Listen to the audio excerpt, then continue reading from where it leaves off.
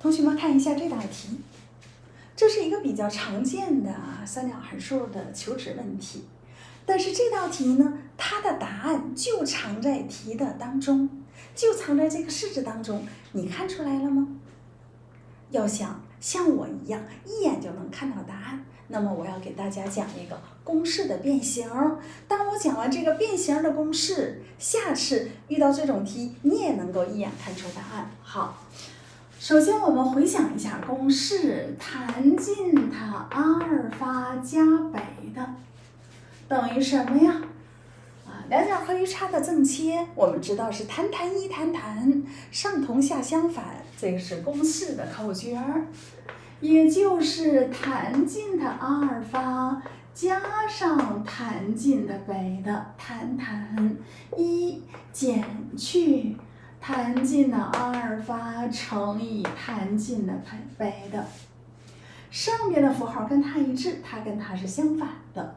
那么这个式子呢，我给它变形取分母，两边左右两边同时乘以一减去tan尽的阿尔法乘以tan尽的北的，等于右边分母就不见了，tan尽的阿尔法加上tan尽的北的。那么展开它和一相乘就是tan尽的阿尔法加北的减去tan尽的阿尔法加北的乘以tan尽的阿尔法乘以tan尽的北的等于tan尽的阿尔法加上tan尽的北的。我们看到这儿大家观察一下，这三项是相乘的。这个式子它是负的，我把它移到右边，就和它们俩相加，然后等于它。写的时候我怎么写呢？我先写右边的tan尽的阿尔法加上tan尽的北的，把这个负的这个长式子移到右边，加上tan尽的阿尔法加北的乘以tan尽的阿尔法乘以tan尽的北的，等于都移到右边，我先写它们，左边就剩下tan尽的阿尔法加北的，就等于tan尽的阿尔法加北的。所以以后我们遇到两个角各自正切的合角的正切乘以它们各自正切的积，这么一大长串，算完了，答案就在这儿，就是它。好，那我们回头看一看这个题吧。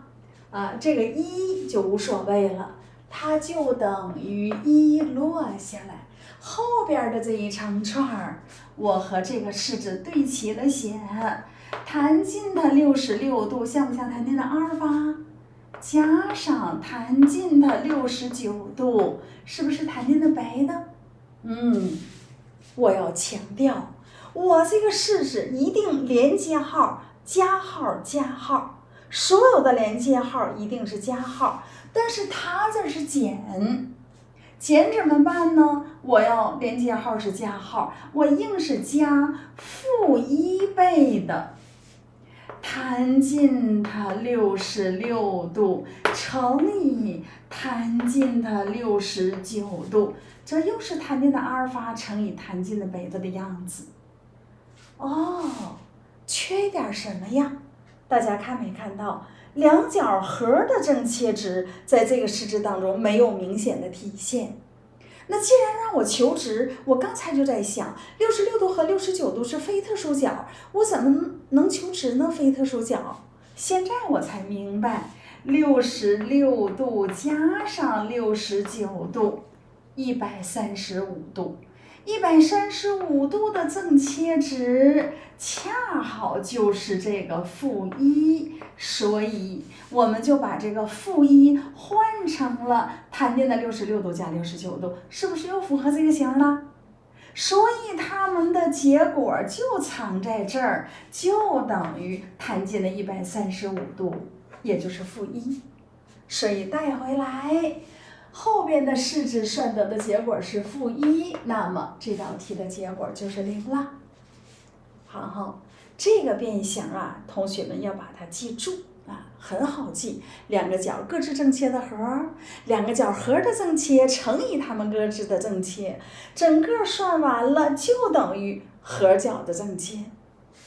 好，下面我再给大家出一道题，看看谁能一眼看出答案。弹进的阿尔法，弹进的贝的，负的根号3是什么呀？加上负的根号3，负的根号3恰好是19度，加上101度，这是120度，120度的正切值正好是负的根号3。